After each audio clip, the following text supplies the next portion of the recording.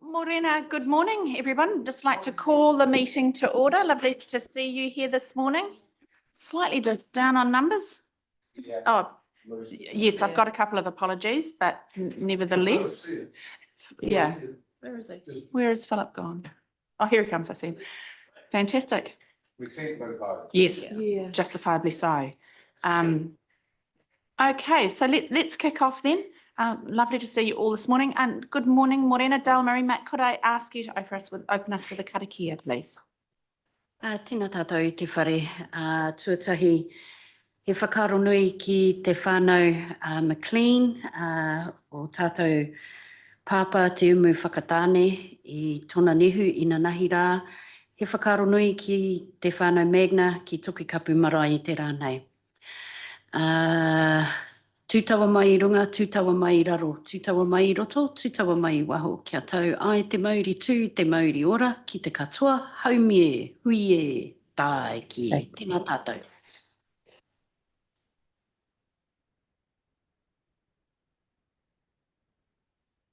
Thank you, Dale Murray. Okay, so this morning we are here, as you all know, for our local water done well hearings. But I will kick off with the standing items. Apologies. I have apologies for Councillor Montgomery and Councillor Lou Brown. And I have Liz online. Good morning. Nice to see you. Morning. Morning. Roger will move and Philip will second those apologies. I'll put the motion. All those in favour say aye. Against? Carried. Good stuff.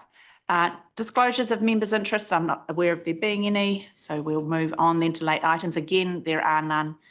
So that just means we crack straight into our substantive and only item for today, which is our local water done well consultation hearing. And, oh, come on, Roger. Do we need to move to accept the late submission? That will be part of That's part of the recommendation. All right, okay. Yeah, so I will invite Cheryl rather to deliver our report. Nice to see you. The floor is yours. Good morning. Good morning. So this morning we're receiving our written submissions and hearing the verbal submissions on the local water done well consultation. Under the Local Government Water Services Primary Arrangements Act, Council must consult on its preferred arrangement for the future delivery of our water services. At the 26th of February Council meeting, after considering all the possible options, the Council approved the Waikato Water Done Well as its preferred option for public consultation. And the consultation document was approved by Council on the 25th of March. We ran consultation from the 9th of May to the 9th of June, and in total we received 108 submissions. At the time of doing the report, we had 10 people that wanted to be heard. We've got 8 coming today. 2 of those people have been unable to attend. Each speaker has been allocated 10 minutes to talk to their submission. Deliberations of the submissions will take place on the 21st of July, and at that same meeting, Council will also confirm its preferred option for the future delivery of water services, and that will inform the water services delivery plan at the same time. So that's, happy to take any questions. Or Pretty straightforward. We've been on this journey in this waka for a while now, so I'm not anticipating any, but let's just scan the room. No questions. Okay, there being none, let's move on. I think to Roger's point, let's address the recommendations as they appear then on page 10 to not only receive Sharon's report, but we agree, I would assume, to accept the late submission that appears in Appendix 2, as it notes in paragraph B, receive the written submission and hear the verbal submissions we're going to hear today. I've got Roger moving that one, and Dale Marie will second that. I shall then put the motion. All those in favour say aye. aye. Against? Carried. Great. Wonderful. So our first submitter this morning is Meredith Meredith Osmond. She's online. Excellent. Are you there, Meredith? It feels like a seance, these things, doesn't it? Are you there? Can you hear me?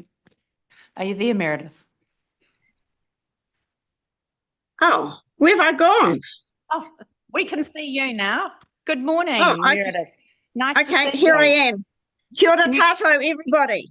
Thank you for to the staff for allowing me to be first up this morning, and there we are at 9:16. So well done, everybody. Hey, look, thanks for the opportunity to speak on this. I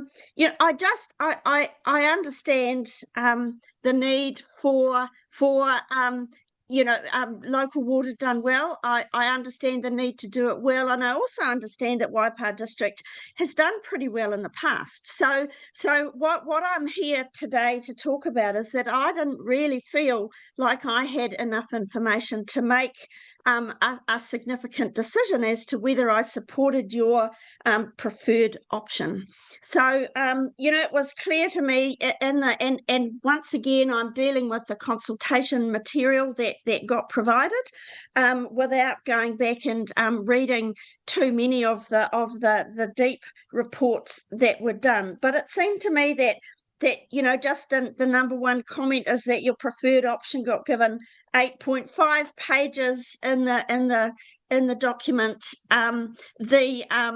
The status quo got 4.5, and the sub-regional model got kind of 1 page. And so I'm just saying that that didn't really give me the opportunity to fully look at what the situation was and what the options were that you were making this really big decision based on. So if we think about your preferred option, which is Waikato Water done well, then the place of Taupo and the place of Otorohanga in that document, I don't know if they're in or they're out, but what difference does that make? I think I would have appreciated a bit of an update on what that means. Does that mean that we're now too small to get all of these economies of scale that you've spoken about? Should we have been provided with some recast data around that? So look, my final questions really are: was there an attempt to undertake a full Waikato region CCO? I didn't really understand why that wasn't a good option. There was the comments that would come in the future, so I didn't really understand exactly why not now, and I couldn't really understand why it was so undesirable to join Hamilton and Waikato districts. I understand Hamilton does have problems with water, so maybe that's going to increase the cost. But I just didn't feel that was well enough explained to me, and I couldn't. We're so close to Hamilton. They're encroaching. They're wanting our land. They're wanting our airport land. We are enmeshed with them in many, many ways, and yet we've turned our back south onto these smaller districts. So I didn't quite understand what was in it for us with the smaller districts. I felt there was a lack of some information like that. Factors like economies of scale, financial sustainability, and having a leading workforce that comes from larger organisations. I wasn't sure how your proposed preference achieved that with such smaller districts joining us. I've been a management consultant. I understand about economies of scale. I understand about those words, but I wasn't sure how that meant that we would achieve those economies and those benefits for staff and for skills and all of that through going with the smaller district groupings. So And I also was just a little bit concerned, but I guess you might have been speaking to the naysayers in the community around the manufactured concerns about ownership of our water systems, who owns them and who has control over decision making. I think that was a big political beat up on Three Waters back in the day, and really people just want good, clean water and they want their wastewater handled. So, you know, I was just a bit concerned that you were feeding into that by talking about it as a con, that, you know, we wouldn't have ownership anymore. But really, we just want good systems. So, you know, I found that there wasn't, even though it's such a big decision, I found there wasn't quite enough to tell me that this was the right direction to go with the group of small councils, with the material that you provided in the public consultation document. So that's my my feedback for you all. Does anybody have any questions for me? Thank you, Meredith. I shall cast the floor open and set for questions. Any questions of Meredith in respect of her submission? Andrew? Yeah, not exactly a question. Could I speak to? Yeah, okay. So, yeah, that actually quite a trend through the submissions was why not Waikato and Hamilton and us, and really that was taken out of our hands quite early, because Waikato had a contract with Watercare that was coming to an end. They were very they had to move very quickly, and they made a decision to join with Hamilton, you know, quite early on. And that we were not a party to. They didn't think we would be ready in time. So, I mean, that's kind of just what the reality of it is. But the smaller councils that we are joining with, there is actually a very significant number of connections. It's reasonably similar to Hamilton and Waikato, I believe. You know, so it is scale. Personally, my preferred option would be the whole catchment of Waipa and Waikato rivers, and hopefully it will come to that. Right. Yeah. So. Thanks. Thanks, Andrew. I understand that your hands were tied. I understand that it's all been sort of really difficult to manage. I understand that. Once government threw it over to you all to work it out for yourselves, it turned into something that was incredibly difficult to handle. So, yeah, I get that. I did just want to say thank you, though, for a really well-considered and concise submission. It was a joy to read, actually, so thank you. Thank you. Many years of report writing. Excellent. Questions, Delmarie? Tēnā koe, Meredith, and I echo the kōrero of Andrew as well. Well written. I just want to ask a quick question. I pick up from your kōrero that you didn't have the opportunity to understand a couple of things. Have you been engaging with us as Cambridge wards to understand maybe some of the content better? Just wondering, because in what way do you mean? I've having conversations directly with councillors or going to is that what you mean? Reaching out? Well, the reason why I'm asking is because I get quite a few Māori constituents who come in and ask me directly about some of the stuff that they see online, and some of the kōrero that you've shared today actually sounds a lot like what they have been relaying to me as well. So I was really interested to hear your feedback and from your submission, because there is a lot in there that a lot of them are saying as well too. So thank you so much. And just to reiterate online that there is Phil, Roger, Mike, Liz and myself, because I cover the Cambridge ward as well. So no mai haramai, always came for a kōrero. Tēnā koe. Kia ora. Great. Look, I think we've probably taken up enough of your time today, Meredith. Thank you for finding space in your morning to come and share your views with us, and I'm glad we could accommodate you via Zoom. Okay. Thank you. Thank you. Thanks very much. Have a good one. And on to our next submitter, which you'll see on the schedule, is the Cambridge Community Board. And again, attending via Zoom this morning, we have both Jo Davies-Colley and Elise Badger. Wonderful to see you this morning, ladies. Bright-eyed and bushy-tailed. Morena tatou. Thank you so much for giving us this time to present to you. I'm sorry that we are not there in person, being the school holidays. We are pretty surrounded and outnumbered by children. So we are here from from the home. But thank you very much for allowing the Cambridge Community Board to be alongside the process here, and for the opportunity to take part in all of the workshops, especially the hui out at Don Rowlands. That was a very valuable day for me. And it was a really good way of understanding that kind of the deeper parts of this reform and the implications for our community. Also, I found it quite interesting to see the decision-making unfold. It was good to see that while there were some different opinions and considerations amongst elected members in the beginning, it was quite encouraging for me to see that by the end of the process, there was quite a broad agreement that Waikato Waters Done Well was the best option for the Waipa community. And as outlined in our submission, we are generally supportive of joining Waikato Water Done Well.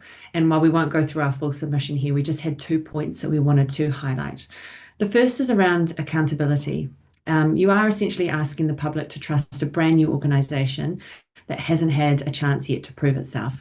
So to keep the public's trust, there needs to be strong oversight and open, transparent decision-making, regular reviews and easy to understand public updates, and a chance for the community to give feedback throughout the whole process. We'd like to see a lot of clarity on how the CCO board and executive team will be held to account if ever the service levels fall short. And it's important to have clear performance targets and regular updates so the community knows what's working and what might not be working.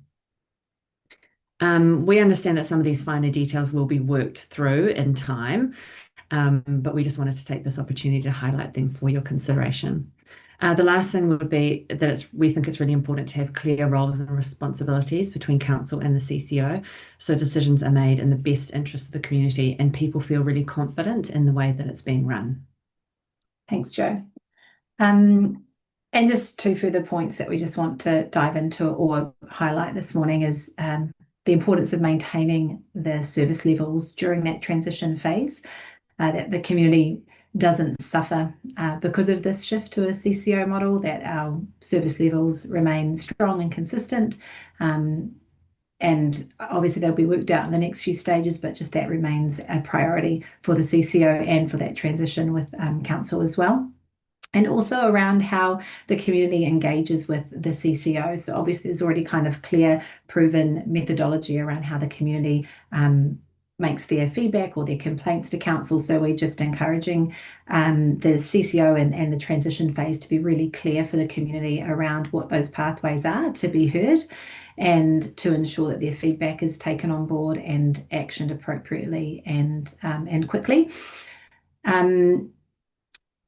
As it'll be a whole new system for everyone to come to terms with. So we want to make sure that our community feel really brought along for that journey, that they're not suddenly scrambling, what's the hotline, who do I call now?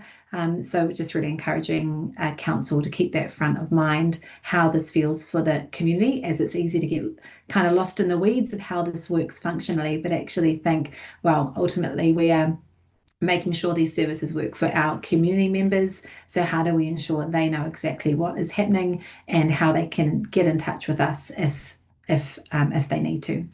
So we won't dive any deeper than that. We really respect the deep mahi that's gone into this decision-making process, and as Jo said, we are on board with this decision. So we just wanted to be here and present and dive a little bit more into those details. But if you have questions or clarification you need from our submission, we're also here to answer those questions this morning too. Kia ora. Thank you, ladies. Yes, some excellent highlighted points there, and again, appreciate your really comprehensive submission. Questions, I have one from Mike and then one from Claire. Through the chair, thanks Elise, thank you Jo for your submission on behalf of the Cambridge Community Board. Hey, a couple of things. One is in your submission you sort of talked about the debt headroom being framed as a positive, but also as a risk, which I think we concur with. And I guess that is something moving forward that we have to be cognizant of. I mean, the 500% that the CCO can borrow really, and then our uplift from sort of 2.8 times our revenue to sort of 3.3 is quite a significant shift too. So it's something we have talked about, that just because you can borrow more doesn't mean you should. And I think that's sort of what your submission's alluding to on both those fronts. So it's nice to see it recognised. The other thing is you sort of talked about regular reviews and against the KPIs with the new CCO. What would you expect from the community or back to the community board or maybe council? How often would you see that as this thing kicks off in its first sort of maybe couple of years or so? Quite a good point. I guess ways that the board has received service delivery updates in the past, and obviously we can talk about community, but we've received them in our meetings on a quarterly basis. So I imagine potentially mirroring those processes might work well. And I guess it's just around how that's framed through media releases and things like that with the community. But you'd probably want to err on the increasing the frequency in those early days to keep targets sharp and keep people focused on what a good outcome is. Especially at the beginning, I think that would be sensible. Right, thanks. And hey, through that quarterly report could be really good, and you guys would be a great vehicle, obviously, to get that out. The reality out to the community also. So thank you both. Thank you. Kia. Thanks, Mike. Claire, questions? Yeah, thank you, ladies. It's always great to hear from the community board because, you're an important partner in what we do. I was actually going to be asking about the accountability as well, although I just wanted to give you a bit of reassurance that you said it's really important that service levels are maintained during that transition process. And I can totally reassure you that that has already been identified as a really critical point for us to get right as we go forward. Now, about the accountability, like Mike's asked some great questions as well. And we all know that, what gets measured gets managed. And so I was really keen to understand if there were any particular points of, service quality or delivery in any way that you think are things that we just have not to drop the ball on. And it's probably not the right forum now for you to come up with those particular aspects, but we would be really keen to know what they might be, because those will be the things that, we'll be trying to get into, a monitoring framework. Lastly, I'd just like to say it's really nice that you appreciate that we're moving into a very complex and new system. We're hoping it's going to be smooth, but best plans might not always end out how we'd like. So appreciate that your understanding there. Thanks, ladies. Really nice to see you today. Thanks, Claire. Thanks, Claire. Right. Any other questions for these two ladies before we let them get back to their school holiday mayhem? No further questions. Again, thank you for your time, your expertise and your commitment, actually, Joe, in particular, in terms of getting to what felt like an endless round of workshops and meetings for a while there in connection with the LTP and Waters. Really appreciate your commitment of finding time in your busy day too to share in that learning process with us. So without any further questions, I shall let you go and you can leave with our thanks. Thank you very much. Have a great day, everyone. Thank you. Bye-bye. Ka kite. Ka kite. Right. Now, next cab off the rank is the other side of the district, Te Awamutu Community Board. Nice to see you this morning, Ange. I'm very well, thank you. Take a seat. Yeah, in the flesh.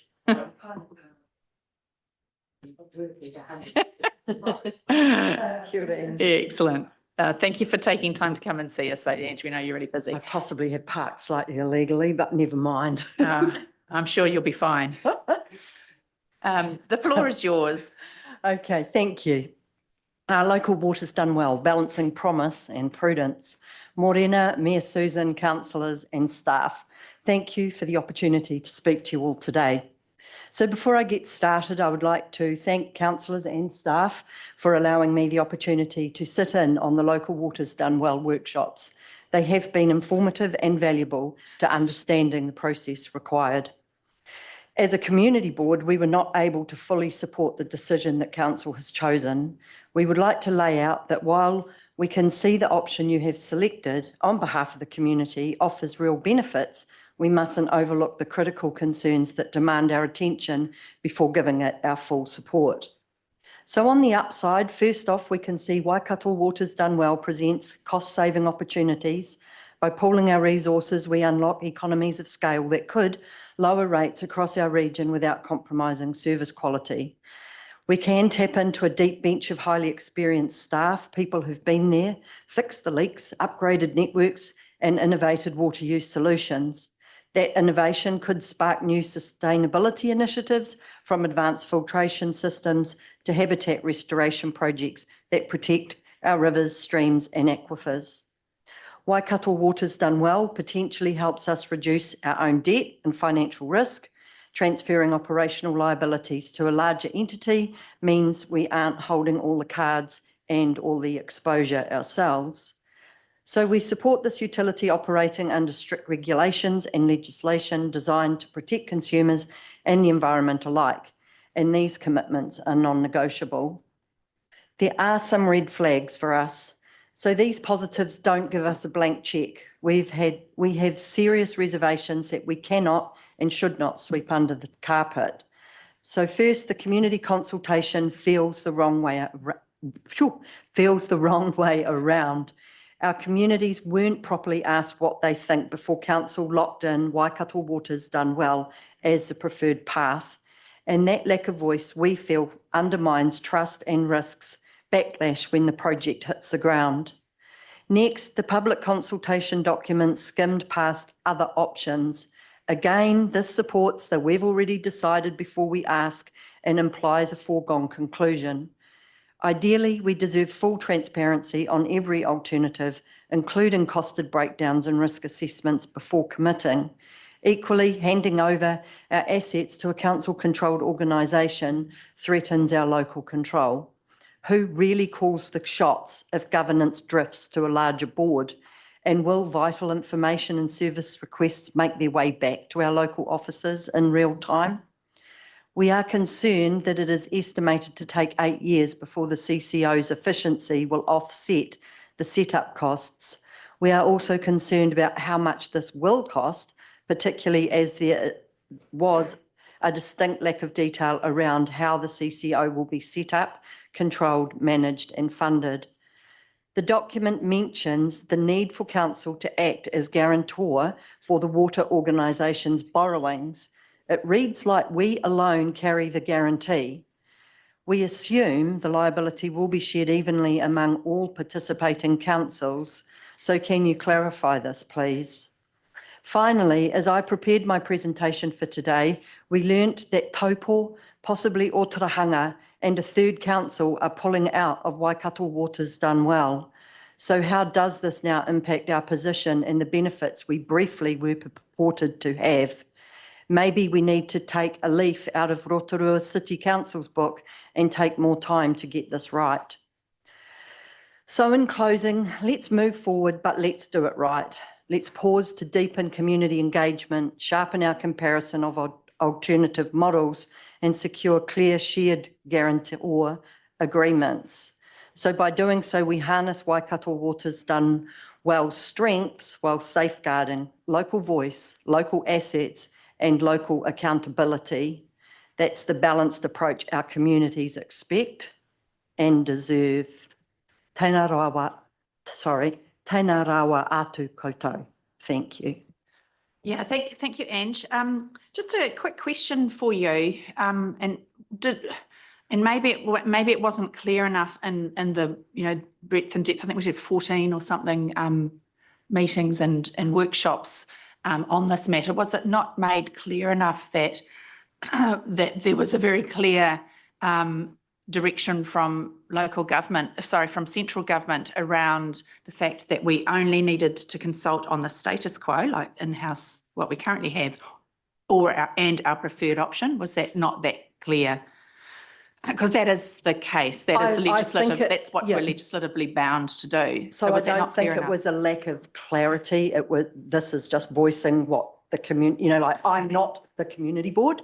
So it wasn't that it wasn't clear. It was, this is how their perception is of where we're sitting. So, I mean, I'm put together the things that they brought up. So that's what I've put forward. So, we discussed as much as we could. Dawn did an amazing presentation on the night, that the other community boards members were all there.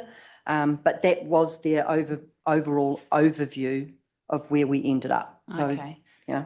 But yeah, that's sort of a bit sort of surprising, I guess, in that we're legislatively bound to follow the framework that the central government has provided us. And I can accept that there might be a perception of that, but if we've somehow failed to be really clear on the fact that our hands are tied, to use previous submitters' vernacular, that would be a bit frustrating. I had thought that after sort of 14 or so hui and workshops and a plethora of engagement opportunities across the district, that would have been understood. Like I say, I don't think there's any lack of understanding that it was legislated. What I'm saying is that we didn't agree with it. So maybe it's a council role to go back to central government and say, hey, the community didn't like it done this way. I mean, I feel sorry for you. You know, you had to make that decision. The decision was made, and then we asked the community. I mean, you're between a rock and a hard place from the get-go. You got no argument from me. But I'm Okay, cool. Thank you for passing it that. forward. Roger, and then Mike, and then Claire. Questions, please. Yes, thanks, Madam Chair. Thanks, Ange, for your submission and the comments that you've just made. I think that's quite interesting. But one of the things that you've mentioned, and in fact one of the previous submissions has mentioned, is the number of our other councils that have come in to this Waikato Award as well done. And maybe if I could ask Steph, she's been giving us recent updates on the responses from those various other councils.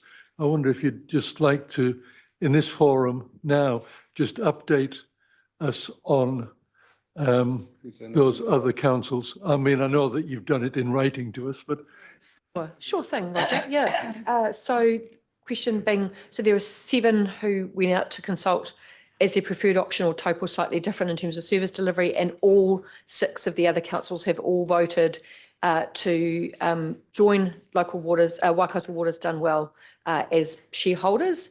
And so we will be the last one to make the decision. So all other 6 have committed to this model.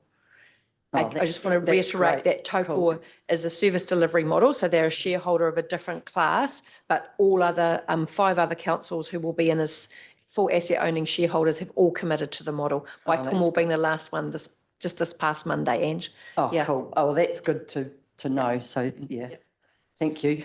Mike, and then Claire. Questions, please. Thank you through the chair. Kia ora, Ange. Always good to see you. A couple of things just to add on to what Mayor Susan said around the consultation and the and going out with the one option apart from the status quo. I guess what we had to do was choose the one option, and for that, you know, we had several options put in front of us, and we had a really good matrix to make some good decisions with all the information that any of us had, and you know, at no one point in time is all the information going to be there, because this thing's been built, because it's obviously new. So hey, as a council, I guess that's what we're elected to do, make the best decision that we thought is the option to put up, and I think well, in the next couple of days will show that hopefully we're on board with that. So that's sort of that side of things. Yeah, good to have all the numbers confirmed in terms of all the councils are in, and we're yet to make a decision. In terms of, you brought up about the debt and about, you know, it sort of may have looked like we guarantee all the debt. Well, you know, clearly we don't. And my understanding is that, and just correct me here, around, we only guarantee the debt that we take in, but is that correct? No. Yeah. Yeah. That's right. Yep, Yeah. yep, All yep. all councils are guaranteeing the debt. Yep. It's an equal responsibility, but debt and revenue are ring fenced for the first period under the CCO. It was just something that was written in the document, and it did just read like and I'm like, I'm pretty sure that wasn't what I recalled from the workshops. Yep. And I'm like, I don't think that's right, but it does read like that. So that was why I just wanted to raise it. Double check. Sure. Can I And- just interrupt just yeah, for a quick sure. moment there, Mike? You raised a lot of questions and I propose that we come back to you with the answers rather than in this environment, just because it was a hearing environment. So we'll definitely come back and clarify those questions that you have raised. So any Yeah, questions, Thank you. Mike? Just the last one there, your comment around, just to make it clear, lowering the cost of water delivery. There's always going to be an increased cost of water delivery. What the option would put up is, it was the lowest increase going forward on the information that we've got. Yeah. Yeah. Hi, Ange, nice to see you, and thanks for yours coming to see us today with your verbal presentation.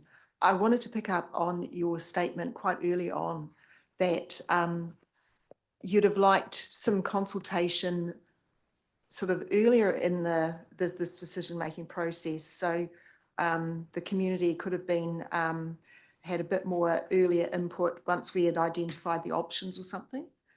Yeah, and Yep, so that's I'd exactly really what I like to mean, understand that. yeah. I mean, that is an approach that has been sort of identified as best practice, like for instance, in Canada, when they went through a water reform process, they said it was important to consult early on with the community on concepts and, you know, broad options and that.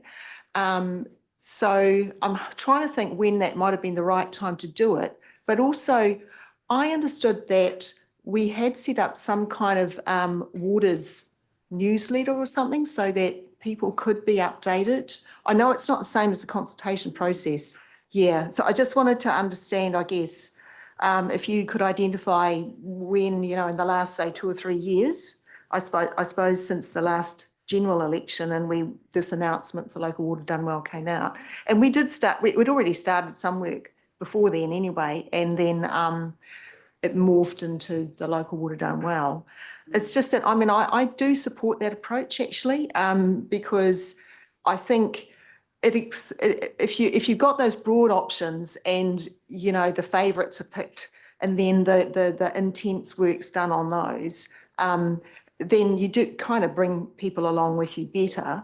I must say that I think we did in depth on 4 or 5 options, and it was pretty clear at that stage why it made sense to focus on 2. Yeah. And we had in the mix at that time the Hamilton Waikato one, the sub-regional one, but then that in a way resolved itself with the urgency that Hamilton City found themselves in as well. Yeah, but look, it is a really big decision, and I think that involving the community at key points along the way, so that people understand the rationale, you know, on our choices and things like that, yeah, is a really valuable point that you make. Yeah, and if you could come up with when you thought it would have been appropriate to have done something like that, yeah, it'd be nice if we could be informed of that. Yeah, thanks. Yep, will confer with the crew and see what they think. Yeah. And as I said, we'll come back with some of the more substantive questions that you've raised with answers, because they're probably questions that a lot of people have had, and there's certainly a theme in some of the submissions we have received. So look, thank you, Ange, and no further questions of you this morning. Thank you for your time as always, because we know you're a very busy woman. Thank you. And I hope the rest of the submissions go well for the hearing, and we'll see you next time. Thank you. Excellent, good stuff. So online, our next submitter is Catherine Drew and Mark Morgan. I saw them there. There you go. Good morning, Morena. Nice to see you both. And they are presenting in respect to their submission on behalf of the Waikato Regional Airport Limited and Titanium Park. So Catherine, the floor is yours. I can't see Mark. I can hear he's talking. Hello, I'm here. I'm just coming in. Good stuff. Good stuff. Well, I'll leave the floor open then for Catherine to start her submission. Nice to see you. Great. Morena, and thank you for the opportunity to present today in relation to your Local Water Done Well hearings, and thanks for accommodating Mark and myself both online today. So for those who don't know me, I'm Catherine Drew. I'm a principal planner at BBO, and we provide advisory services to the Hamilton Airport. for the purpose of today's submission, I'm representing the entities Waikato Regional Airport Limited and Titanium Park Limited, so the operational and development arms of the airport. And Mark Morgan is here to support me in the submission as well too. The submission we lodged is actually page 37 of your agenda. And I intend for today's presentation to, I guess, talk to the key points that have been raised in that submission. So the first part of that submission provides our pretty generic sort of blurb about the airport and Titanium Park and the significance that those two entities have to the region and to Waipa District as well too. In terms of this submission, I guess the key points that the reason why we're here is that some of the decisions that have been made will have a direct impact on the growth and development of infrastructure in that northern part of the district. So I've got three key messages in the submissions. So the first one is that infrastructure must match growth, and that aligns with some commentary in section 5, which I'll come to. The second message is to rethink your CCO model, which I'll address it in terms of section 4 of the submission. And the third one is aligning plans with delivery too. So moving to each of those points, in hindsight, maybe we should have reordered them, but I want to start with the infrastructure must match growth. So this is section 5 of the submission around the Southern Wastewater Treatment Plant. So as we've touched on, the airport and Titanium Park are a regionally significant growth node. Yet, in our opinion, the critical infrastructure is particularly wastewater is lacking. And this is the Southern Wastewater Treatment Plant. It's critical for managing wastewater flows for Precinct North and the airport, and including all the other industrial precincts. We acknowledge that Hamilton City is driving this project, but it has a direct correlation to Waipa District, and it sits within Waipa District's land. So given the importance and prominence of that facility in supporting the growth of that northern part of the district, we strongly encourage the council to include dedicated funding for that wastewater treatment plant in the LTP. So I know we're not here today to talk about the LTP, but I guess the submission was drafted in collaboration with the conversation around the CCO model as well too. So in section 5, there's 3 points as to why we think the funding should be provided for. And I guess the first one is aligning council's stated growth and economic development objectives by providing support for a regionally significant employment and industrial activity. The second point there is demonstrating that collaborative approach to shared infrastructure, and we'll touch on that a little bit more later in the submission. And then the third one is ensuring that the financial burden is shared equally among the councils too. So that's the first one. Coming to the second point, which is rethinking the CCO model. So at section 4 of our submission, we talked about council's preferred 3 waters delivery model, and in particular identified that we have concerns with the council's current preferred approach, and believe that it's too small scale to address some of this critical infrastructure which is required in the northern part of the district, and particularly infrastructure that requires complex cross-boundary challenges such as that Southern Wastewater Treatment Plant. So our submission is that the sub-regional CCO would be better, and there's 4 points we raise in that submission. So in summary, better alignment with actual growth patterns, access to larger access to technical and financial resources. There's the economy of scale which comes into play and reduce financial risk, and also it just integrates, in our opinion, better with the Waikato Metro Spatial Plan too. So for those reasons, REL and TPL are requesting that Council reconsider its approach and engage genuine dialogue around joining the Hamilton City and Waikato District Council in their broader sub-regional CCO. The third point of the submission is aligning plans with delivery. And we've addressed this at section 6 of our submission in terms of the statement, the disconnect between spatial planning and infrastructure delivery. So the draft LTP, Ahuaki, provide a clear vision for managing growth and creating connected communities. However, in our opinion, there remains a disconnect between the spatial vision and the actual infrastructure delivery for that northern part of the district. We acknowledge you can't fund it all, like that's pretty clear. But what we want to reiterate is that both the airport and Precinct North have already been identified in those strategies as significant growth drivers for the region, yet the wastewater infrastructure that is required to deliver those developments is not keeping pace with the spatial plans as well too. So in our opinion, there's a disconnect between the spatial planning and infrastructure delivery conversations which are there too. Cool. So that sort of summarizes the 3 key points. I guess in terms of a conclusion, there's 3 key messages there that we want to reiterate. It's, you know, this southern wastewater treatment plant is critically important to the growth of the north of the city, and we request that Council considers providing some funding for it in its LTP, but also reconsiders the CCO model arrangement in relation to being able to deliver that key piece of cross-boundary infrastructure as well. And then just lastly, keen to ensure that what we're saying in terms of our spatial planning documentation is actually aligning with what we're delivering in terms of infrastructure too. We're here to work with you, and you know, Mark will reiterate that point, and these are not new issues or conversation points for you all, but we just wanted to use this forum to bring them to the table further as well too.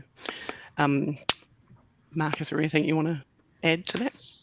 No. Thanks, Kath. I don't think I'll add anything further in case there are questions from Council, but just want to reiterate the points made, and just that the growth aspirations we have for this part of the region are significant, and the uncertainty around required infrastructure does either place short to medium term burdens on the developer to find a way through that satisfies all of the stakeholders when we don't have a permanent solution or time frame for a permanent solution in place. But I'll leave it at that. Thank you. Thank you, Catherine and Mark. Just a quick question, I guess, Catherine, for you, obviously in respect to the point of submission around your contention that there is a need for a rethink of the model. I think you said that the feeling was that it was too small a scale.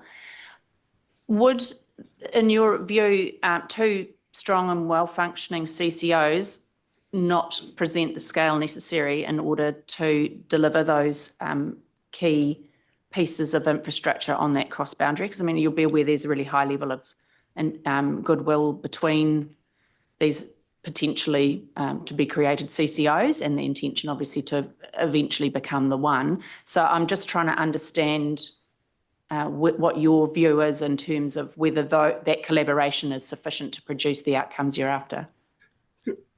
Sorry, Catherine, could I perhaps, Mayor, if I could perhaps just jump in here. I think that obviously the intention of 2 strong CCOs is admirable for the region. I guess the question I'm unsure of, or the outcome I'm unsure of, is where the priority of the sub-regional wastewater plant would sit between all of a sudden your proposed CCO with a number of councils and their priorities, and then the Hamilton City Waikato District Council's priorities, and whether this opportunity and requirement might be lost in the priority stacking. Comes down to the progress. The Yeah. investment fund. I guess that would be disclosed or evident in the investment prioritisation framework that would arrive at. But yeah, I hear your concern and the flag raised around that. So look, I shall open the floor for questions. I think I had Andrew and Claire. Yeah. Yeah, Catherine, regarding the wastewater treatment plant, you said you hoped that the councils were going to contribute equally. I'm hoping you meant equitably. Perhaps a slight wording there, yes. Okay, that's fine. The second thing is, I mean, you put your finger on the issue, which is funding. And, you know, I guess in the situation that we are in the airport, the share that belongs to Waipa is effectively going to be funded by development contributions. And yeah, so, you know, where the funding comes from could well be a point to consider, I guess.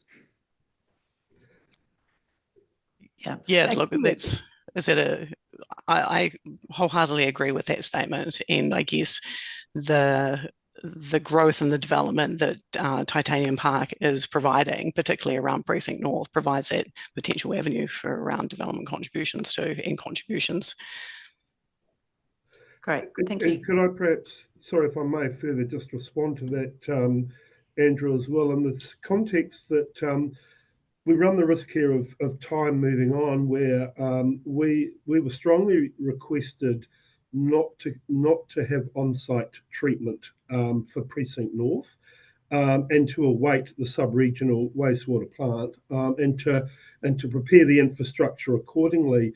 I guess the concern I have is that we had the same issue on the eastern side of the airport, where there was a requirement and a request, even though we had a consent for a non-packaged plant, not to proceed with that, which we didn't, but we ended up, until we could finally transfer the obligation and the rating to council, we ended up spending about $250,000 a year in trucking costs, because we couldn't get certainty. And that's on a much smaller scale than what is proposed on Precinct North. So I guess our concern is that we are left with an incomplete infrastructure that's costly to put in place, and we don't have a rating mechanism to recover.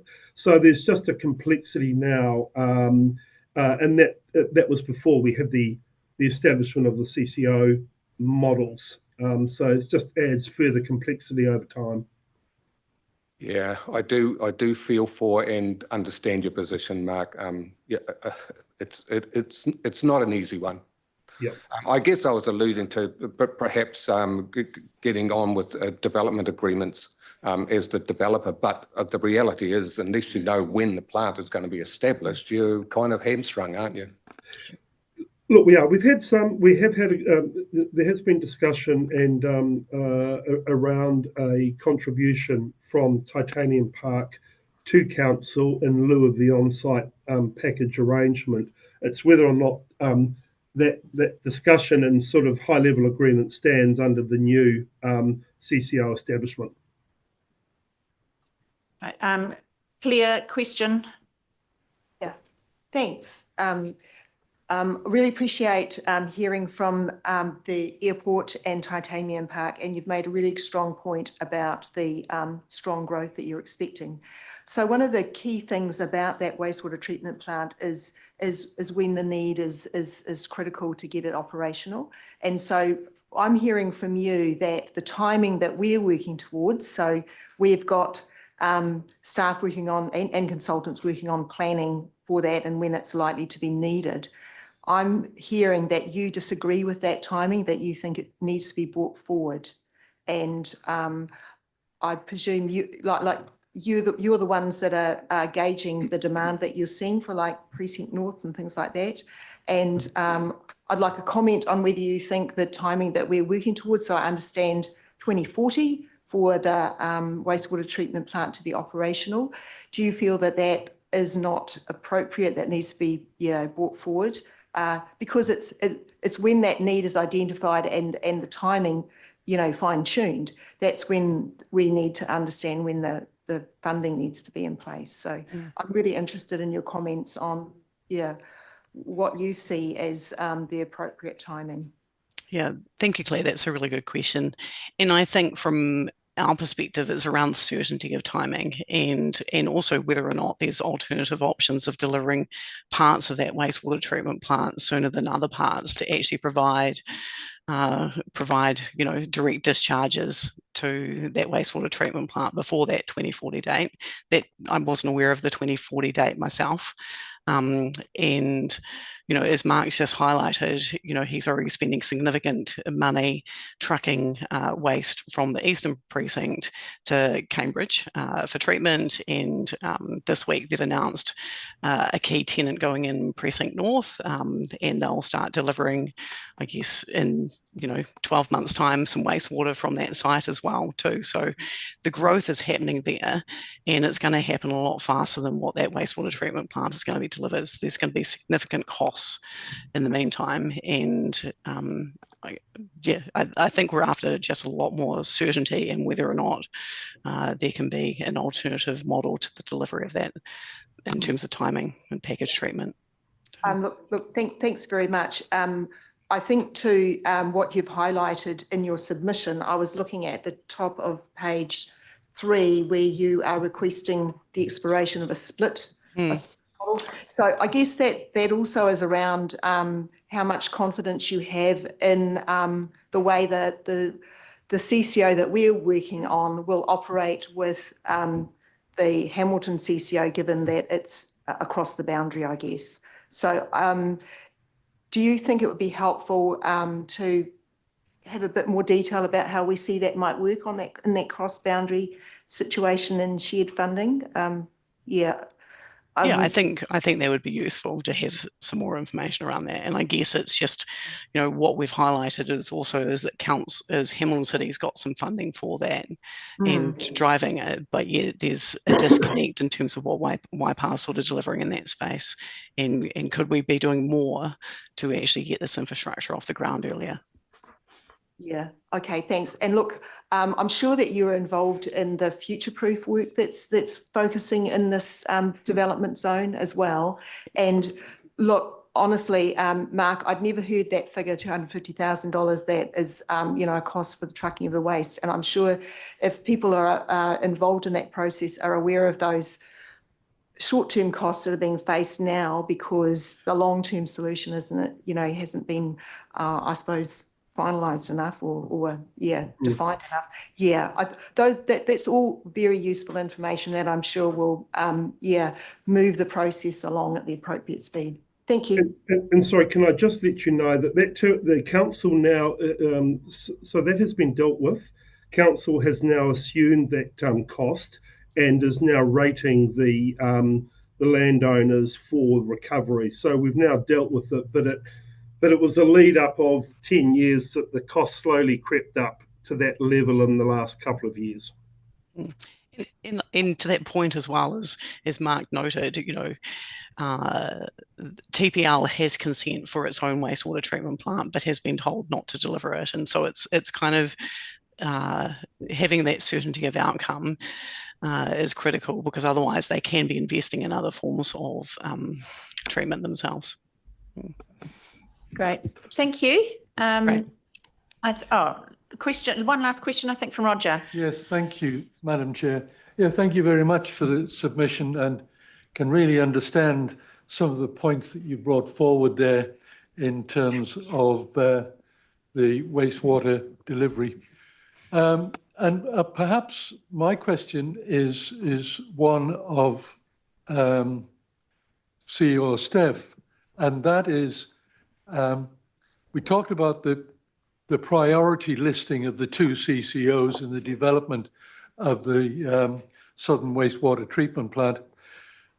My understanding is that there are currently discussions about the movement of a land parcel from Waipa to Hamilton City to do with the Southern Links Road.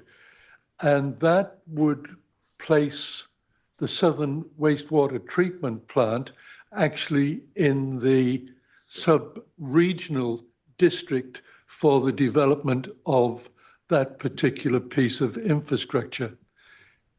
Is my understanding on that correct? It would be in the city. Yeah, so Roger, my answer to your question is there are ongoing and rich conversations. In fact, I'm about to send you an update between our staff and also between us as CEs about a range of issues happening within that sub-regional boundary between Waikato District, Hamilton and ourselves. That, you're right, include Southern Links, Southern Wastewater Treatment Plant, and a range of other issues that are emerging in that space. And I just want to say, in terms of that, the CCOs will be plan takers, not plan makers. And the sub-regional planning, which has been underway for 20 years under Future Proof, will still be the overarching guidance given to those CCOs with the expectation, in which we're building the building blocks now of the two CCOs, the building blocks so that not only those two CCOs could potentially merge in the future, but so that they work very closely together with the guidance of the three councils involved in the Future Proof growth area. So there is an ongoing, very regular conversation about all of those issues and how they're playing through. Some of those conversations in terms of the reset around SL1, Southern Wastewater Treatment Plant, certainly on the table at the moment. And we are involved in those from the CE level right through to GM and planning staff. So yes, there is a lot at play, but I would like to assure Mark and Catherine that these are front of mind issues and that provision for growth in that area is absolutely front of mind and for all of the councils involved, and in terms of the direction that will be given to the two CCOs. Yeah, thank you on that. But I think what you've said, and there were lots of nodding of heads from that part of the table, but I think it does address some of Mark's concerns when he said that the priority of the Southern Wastewater Treatment Plant might be slightly lower down in the list if it was down to Waikato Waters. Well done. Okay. So and I think that could give you some comfort there, Mark. I think that should give comfort, but also the fact that it was one of the named projects in the Infrastructure Commission report released this week. It's one of a handful only of regional projects that stack up against national infrastructure projects of importance, should also give comfort to the submission that it is of high importance and it will not be diminished in any way through this project of work. In fact, it's probably going to be enhanced, is my anticipation. Right. I think we've had some pretty good conversation there, slightly going off track in terms of asking questions, but it's good to have that kind of conversation with you and give you some assurances around how we're seeing this critical piece of infrastructure in our district, obviously. So, look, I won't take up any more of your day. Thank you very much, both of you, for appearing and for your really well thought through and considered submission. And I will let you get on with the rest of your day. Right. Thank you very much. Thanks very much. See you later. Thanks, Pete. Wonderful. And moving on then to our next submitter, Craig Smart, who's been terribly patient. He arrived early and probably knew he might not get here when he hit the seat when he was planned. So, Craig, nice to see you. Feel free to take a seat at the front there. Ensure that make sure that the button obviously is pressed so the light's green so we can hear you. And lovely to see you in person.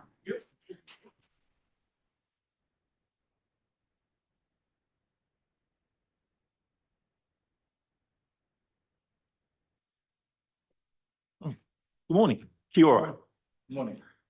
Now, a few weeks ago, I zoomed in and spoke strongly at the LTP hearing about the 15.7% rates increase, unfortunately without much effect. I have to say that water is not really top of mind with regard to service or availability or the performance. But my concerns are so less extreme. But the consultation material is only forecasting a 4% annual rise for the next 8 years. But do the maths, that compounds to 36% rise over those 8 years. Current inflation rate is 2.5%. So if water increases, it's half as much again as what you might hope your income might increase in that time, if your income keeps up with inflation. So there's issues there. I'll make it clear I do support the proposal with some caveats, because there are some realities to face. And the first is that the government requires local authorities to do certain things, and there's no way around that, and how they manage their water assets. And let's reflect on Havelock North, which is driving this. That's the town where 4 people died because of waterborne diseases from water provided to those people from their local authority. Now, Havelock North is a rural town on the fringes of Napier, similar size to Taumuru in Cambridge. And it's a wealthy town. And so the problems are more of structure than of cost in many, many ways. Second is growth. Waipa is growing, and we need to recognise that. That provides challenges which will probably stretch council to deal with, particularly water as it gets more complex. Bridges in Cambridge might be another. Third, bridges in Cambridge. I look on from a slight distance with interest. Third, personnel. From the above 2 factors, coupled with regulatory and technical advances, water treatment and sewage treatment plants need to treat larger volumes to higher standards. It's getting more complex. Now, at the moment, Waipa's assets are in pretty good shape. You've got some new assets, but 10 years' time, you have to look at them again. So the processes and plants are getting more technical, requirements are more exacting, and the whole system is less tolerant of things going wrong. And that's where the rubber meets the road. In the past, there might have been a problem. You just turn on the valve on the side and it went into creek for a couple of days, so you sorted it out. No longer. Unacceptable. So you need a workforce for that. How is the next generation of plant operators, water technicians, network repairers going to be trained and keep abreast of industry developments and best practices? Waipa is a moderate size, other councils all moderate size. You need some weight and a little bit more backup to achieve that, in my view. Now, during Three Waters, much was said about how the assets were being handed over to the new entity that had been paid for by local ratepayers. And not much was said about how many of those assets were actually paid for, which was by government subsidy. I'm sort of out of touch with that now, but historically, many local authority assets were attracted very significant central government funding.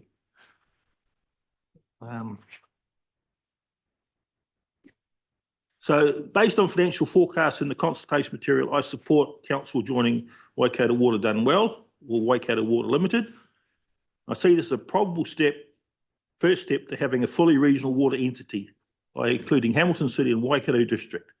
But this first step will get systems in place that suit towns and rural areas better than the big city, give a chance to get bugs out of the system, and also give that entity, that rural entity, more size, more heft when it comes time to deal with the other entity, so that you're more equals than, and hopefully be a merger and not a takeover. I see that as being very important. However, that support comes with some cautions, and beware Thames Water for those that read the international news. In other words, protect against privatisation. It is possible that in 10 years' time, an infrastructure investment fund or an offshoot of a North American pension fund or a hedge fund might appear on the scene waving a checkbook to buy water assets and thus save local authorities from another financial crisis.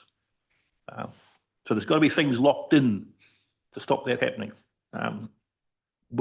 selling the silver doesn't always work. I've been through privatisations in a few different organisations. Sometimes it works, sometimes it doesn't. Look at New Zealand Railways. They were sold, didn't work, had to buy them back again, or got them back. Still paying for it. And also those factors are important, but out of that consultation material, it becomes evident that making this change will give the council some more financial headroom to do things. And that's also important.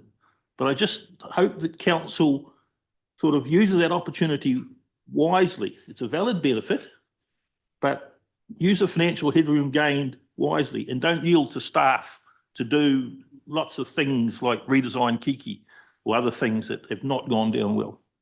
Sorry to be a bit pointed on that, but I went to school in Kiki.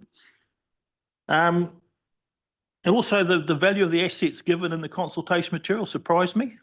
It all looked a bit low to me. I thought, I don't know what system's been used, but obviously the new entity all needs to be on the same basis. All those contributing need to have the assets valued on the same basis and agreed common way for valuing it. So whether the debts that incurred in the future are going to be based on what assets each area gets from the new system or something to do with the value of assets taken into the new entity, I couldn't see any mention of that, but that's obviously something to be nutted out. I had a cutting comment about the adverse audit report here, but we'll skip over that. Now, the water use, some trivial points now. So there could be some changes. If the water goes to an entity that's going to send out bills, is council going to incur more costs because they've got to pay a water bill for the library, a different water bill for the swimming pool, things that they might be getting free at the moment? I don't know. I don't know whether that's factored in there or not. Is Waikato Water going to charge the same rate for supply to everybody, or will there be different rates in different places? So sort of based on history or cost or something. Will Taumudu pay the same rate per connection as somebody somewhere up the Coromandel Peninsula?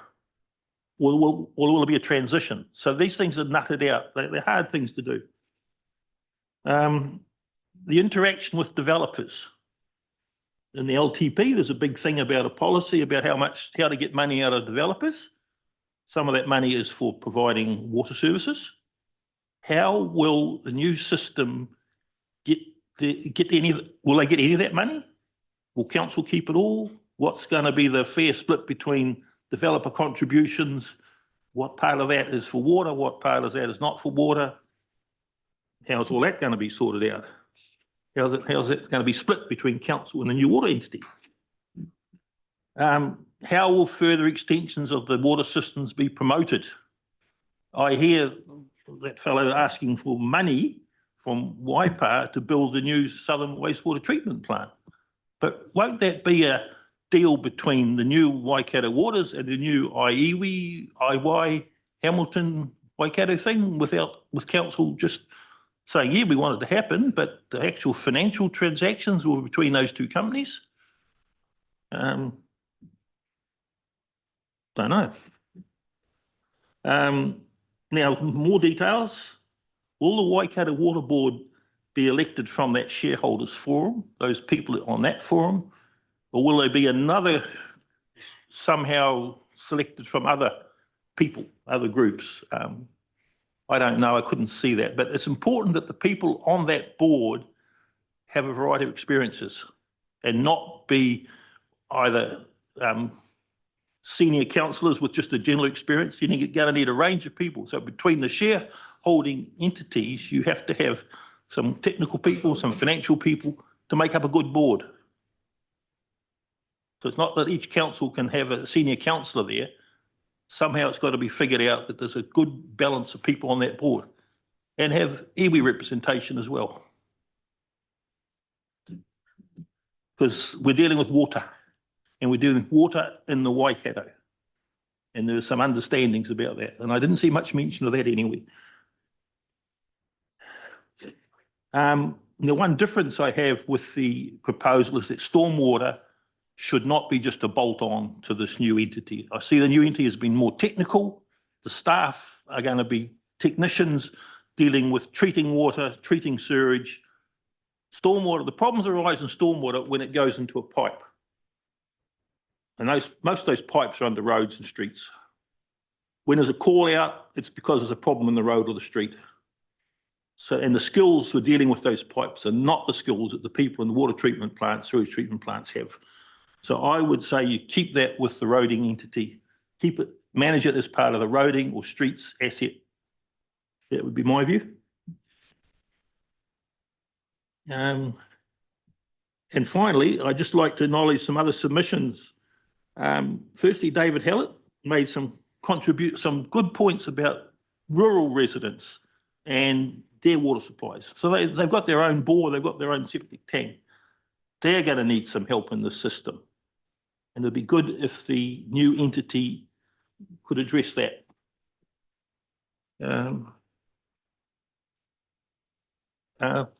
That's me. Craig, you made some excellent points there and raised some really good questions. And as I'd mentioned to one of the earlier submitters, we will be answering those questions. I don't propose we answer them all piece by piece, but we've been furiously writing down a lot of the points you've raised, and we will answer those. But yeah, excellent submission. And yeah, obviously the fact that you've made the effort to come here and express your support is really appreciated. I have a question from Roger. Thanks, Craig. One of the points that you did mention, which I think was very relevant, was the fact that we are a rural provincial region, and actually joining with other rural provincial regions may identify the type of entity that we need to service the needs of those rural entities as against a large city area. So I also agree with your point of some of those independent individual water supply rural entities is going to be I think it's going to be a real challenge moving forward. Yeah. Yes, I agree, because in my working career, I worked in Maramat Pirako, Hauraki District, Thames Coromandel District. They all have small rural schemes that operate by a variety of methods, delivering water to little communities. And they've got to be part of this as well. Thanks, Craig. Any other questions? Can I just remind if you're going to answer submitters' inputs, please answer about macrons and make it clear how important they are. Okay. They're for a purpose, so the words are pronounced correctly. Maybe you can use double vowels, but Kia ora. Yeah, it's important. There's very clear protocols around that, but thank you for highlighting that for us. Jumped out at me. You've got a big supporter over there. Any other questions for Craig? Just remind councillors it's questions. We have deliberations and discussion to have at a later date, but what to use Craig's time wisely. No? Thank you for your time. Thanks so much, Craig. Really appreciate it. Now, before I see on our agenda here, we have morning tea, but we have Jeff Boxall waiting. He's here present, and there's a gap after him. So I've proposed to flex my very small amount of executive sway and say we're going to undertake a hearing from Jeff before, before morning tea. Sorry, getting my words all muddled. So Jeff, nice to see you. Take a seat. You have 10 minutes. A bell will ring at 9, just to let you know that you've got another minute to go. And yeah, look forward to hearing from you in respect to your submission. Well, hopefully tea will be sufficient and not anything stronger to recover from what's being said. I see I've got the green light on this time. Nice one. Okay. Waipa District Council has so far managed to keep water costs within reasonable bounds. This may not be so with the other councils involved in a council-controlled organisation. Point in hand is that of water meters. We have them, but do the other councils? If not, who bears the cost of meter installation? Will it be those who currently lack them paying, or will all those covered by the CCO have to pay, even those already with them? As all assets and debts, etc., will be transferred to the CCO, WDC will be liable as a principal for any poor performing council's assets and debts once the merger has taken place. What are WDC's debts in relation to the debts of the other councils who will be joining the CCO? How well has this been explored? If so, have any councillors done their own research rather than just relying on WDC's staff, who may actually have a biased stance? Recent experience with mergers have shown that rather than bringing savings, they increase cost. And for example, I give you health and tertiary education, etc. Much of the extra costs relate to incompatible IT systems and general differing standards of operation, both of which would need to be standardised. Now, I quote from Waikato Times. The estimated setup costs for the new joint water company of Hamilton with Waikato District Council is $7.35 million, with an additional $3.95 million in operating costs for the 25-26 financial year. These costs are proposed to be debt funded by Hamilton City Council on behalf of both councils and recovered from the new company in 2026. The establishment's cost were estimated at $6 million with the debt transferred to the CCO. And that's the quote from the Waikato Times. Merging WDC's assets and debts into a CCO would seem to be getting a lot of extra cost while losing ratepayer assets and involving even more debt with WDC as one of the principals and therefore being liable for any interest and debt repayments. Hamilton's experience is that the original estimates of setup costs will be higher than first thought. It is very rare, indeed, for an original estimate to be accurate, and even rarer for the cost to be lower than the original estimate. And here my experience as a project manager for Telecom and then a business unit manager at the University of Waikato tells me that this is so. And it's not always the scope of the people who actually are scoping the job out. There are inevitably unforeseen circumstances and problems, many of which are greater than the built-in 10% contingency for such matters that is normally part of the estimate. What will the merged CCO cost ratepayers per annum? Now, I've seen some very wild guesses in both the mainstream media and on social media, with one being as high as $8,000 per annum per household, and that is a figure no household could afford. Now, I came to live in Kihikihi in 1969. At the time, the village had its own town council. Knowing your elected representative was a given, as they were your neighbours, friends, or friends of friends, and you could meet and talk with them at any time. Under government direction, Kihikihi merged with Waipa. Things became quite impersonal, and the views of residents less taken into account. Next, Te Awamutu and Cambridge were merged with Waipa, and residents' views became even less taken on board by council, and the WDC bureaucracy even less concerned with what residents wanted and more frequently concerned with their often vanity projects. Taking water out of WDC's direct hands and putting it into a distant CCO will mean an even less responsive organisation, and one that is even less accountable to ratepayers. Whilst it is currently not government policy to sell any CCO water company, this has happened overseas with disastrous results, and I have personally seen this. Private companies have to return a profit to shareholders, and this is often at the expense of regular and/or preventative maintenance. By just creating a CCO, this does make this a possibility should a later government have a change in policy, as happened with the electric generation and retail post the Bradford reforms. Council needs to step back, retain control of its own water assets, and watch to see how the CCOs are working before making any commitment to join such an organisation. And Taupo is doing just that. Now, I also got here an article that was in the Post from Wellington in relation to the combined Wellington Water and the issues they have had with reports and information not being forwarded back direct to the council and the mayors, but rather being kept in-house. And therefore, it's an example of how a CCO can get out of hand and out of the control of the council, despite it having representatives on the committee. And that, ladies and gentlemen, is it. I'm open to questions. Thanks, Jeff. Yeah, well, there's certainly lots of lessons to be learned from examples that have been less than satisfactory. So I shall open the floor for questions from elected members. Dale Marie.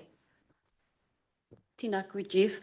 And thank you for coming today and your submission, because actually am hearing a lot of you echoing the sentiments of iwi in your submission.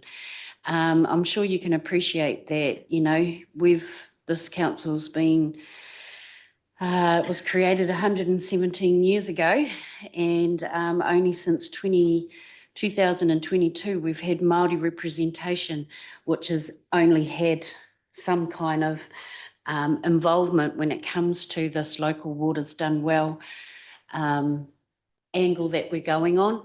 Because I'm sure you can appreciate when I picked up what you said around knowing your elected representative,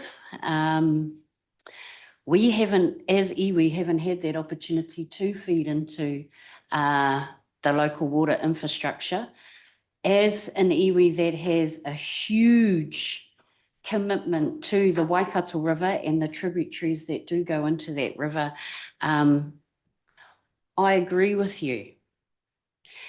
There is a lot of things that many of us, and particularly us at this table, have tackled around what information we've received, the information that we've had to make decisions on what this has been. But I will put this out there, and I will say this: Māori never got us to this stage. We've never been part of being decision-making in this. There was propaganda that voted for this coalition that repealed a way that we could have kept this off our constituents' bills. And this could have stayed down in central government as a bill because of the lack of how our water infrastructure is sitting across the country. That's not an attack on any council. It's not an attack on anything and people that have made these decisions. I'm just making it known that a lot of what you've said is actually a lot of what iwi have said in regards to how the state is. So I am really grateful for your submission today. And I will say to everybody that thinks about knowing your elected representative, remember them in October. Tēnā koe. What's the hail? You should probably all pick up from my accent. I'm English. I'm from South London, though I do moderate that accent. I understand Maori's concern and their relationship with the rivers. Where I came from, we had a river, the River Wandle, and both not just me, but most of the locals, we had a great attachment to that river, which at that time had turned into an open sewer, and which, thank God, is now back to being a trout stream. So I understand your concern, and I do think that there needs to be greater appreciation and understanding of Māori's spiritual and genuine concerns about what is happening with the water. Kia ora. Thank you, Dale Marie and Jeff.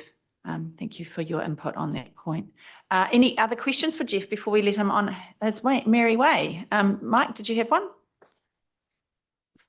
Through the chair, you brought up here the compatible IT systems can cost a lot of money, and that's something I think that is being considered.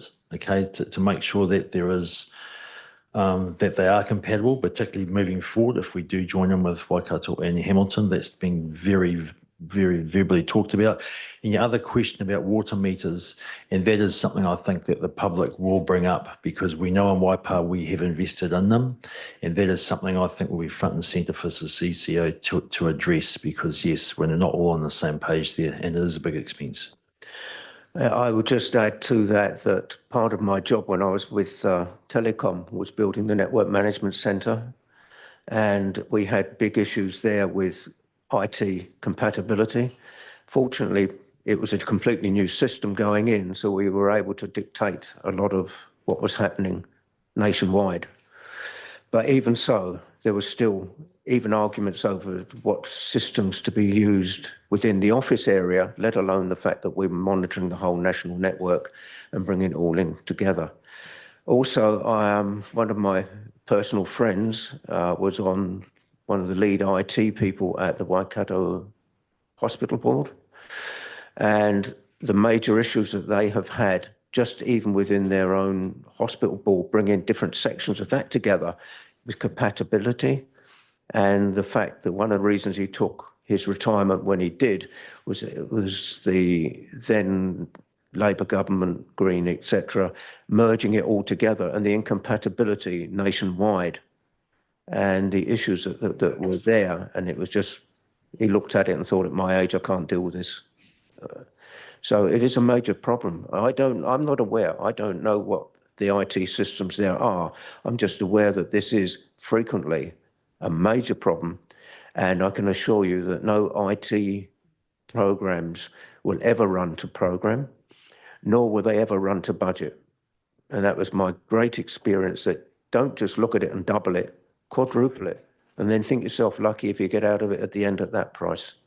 But again, at the same time, when it comes to scoping, I've been at the wrong end of that as well, with my boss saying, well, we're going to have to build another section downstairs. How much is it going to cost? And I say, well, I don't know. What exactly do you want? And by the time you figure, you have to come up with a figure, knowing full well that it's basically guesswork. And I have sympathy for any staff who are being asked, how much is it going to cost? Because how long's a piece of string? You really don't know. Thank you, Jeff. Right, I think that brings to a conclusion your time with us today. Thank you for making the effort to travel in from Kihiki. Nice to see you as always. And that, people, brings us to morning tea. I'm aware that the next submitter has unfortunately called in unwell, so they won't be submitting, and that leaves us the Hamilton City Council and Waikato District Council submission to hear somewhat shortly. But let's break for morning tea, and we'll return 11:20.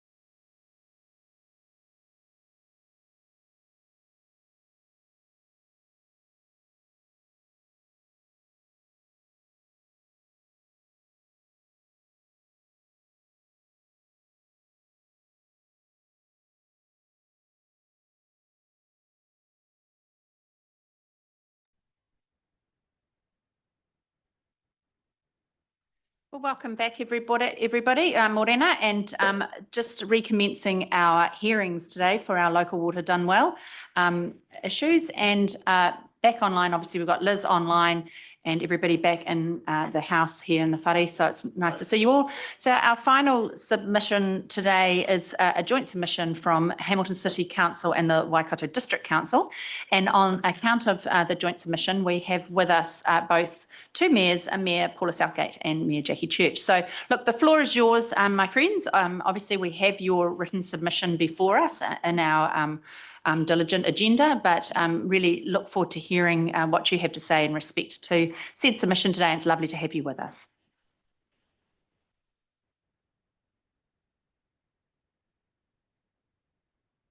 You're obviously not Yeah.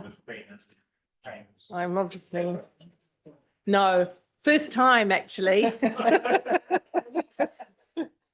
Yeah.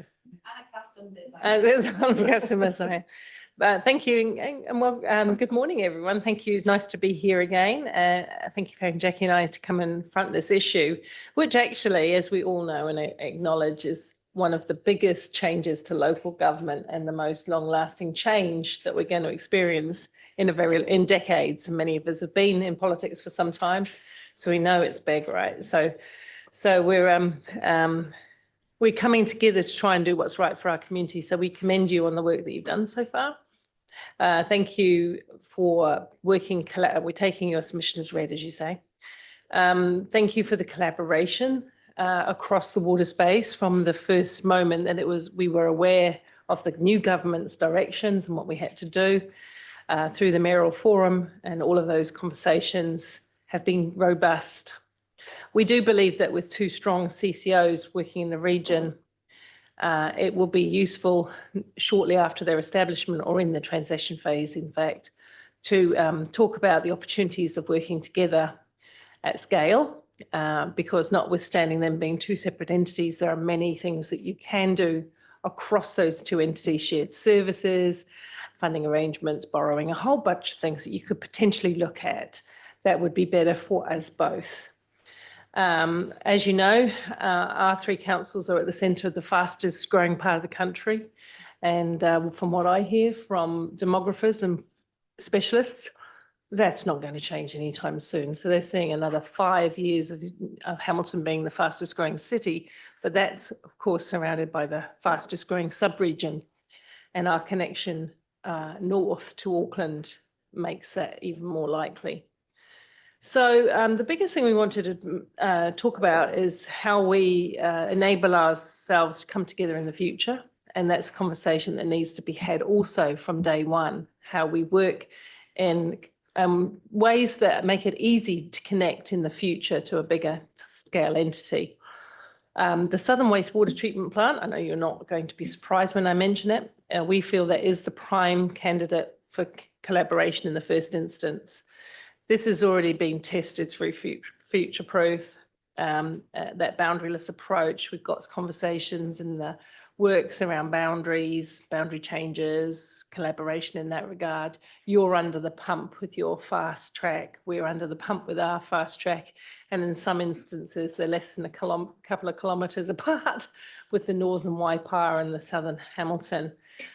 You know, we all sit on the airport board, and so we understand their ambitions and their needs to have a future-proof wastewater issue. We've been working quite hard with some of our fast-track developers and others in the southern part of Hamilton to see that there's an ability to opt in to one really good wastewater plant instead of going down the route of many, many bespoke plants all over the place.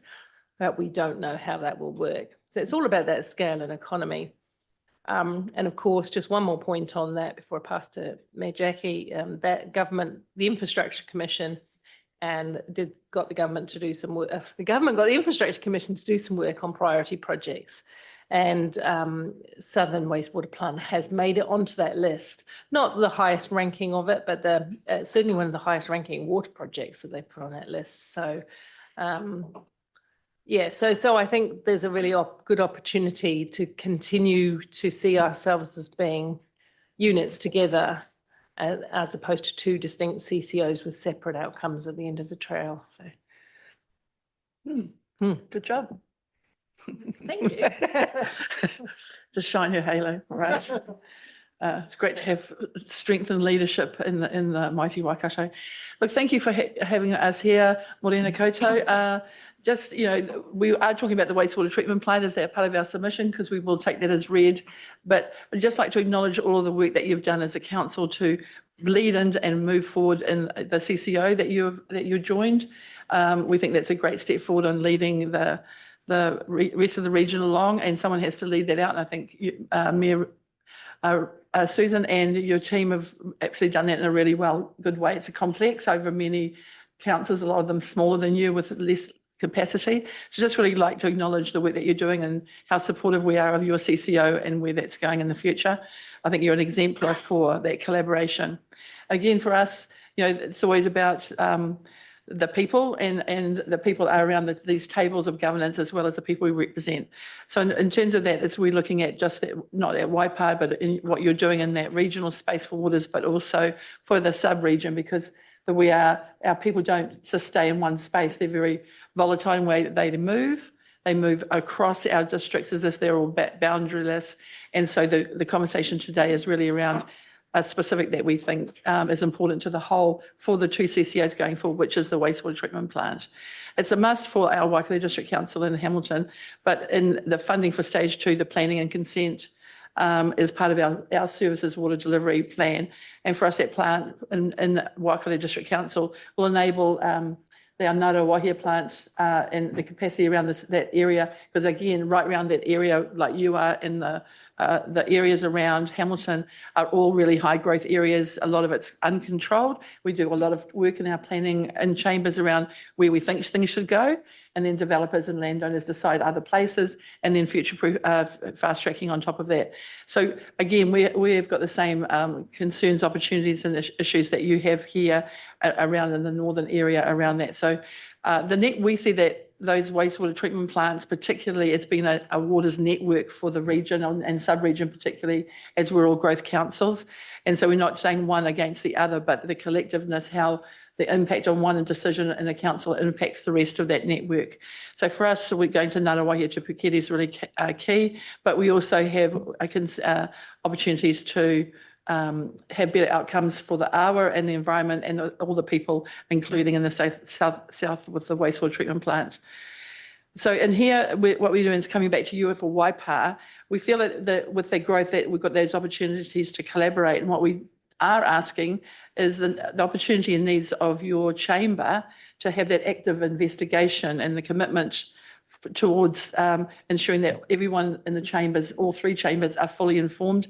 And you, because you're leading out this other CCO, is that the region sees the expectation of the 2 CCOs, and that we are clear with both our CCOs of what those expectations are, that the waters network across those 2 CCOs and the sub-region and then the region, because we were all collaborated together. So just really asking for an active, leaning into what that work program may look forward to as we cross the election boundary timeline, to leaning into things like a wastewater treatment plant that's not in your area, but impacts what you do and the network of those things too, and the directions that you set with your CCO.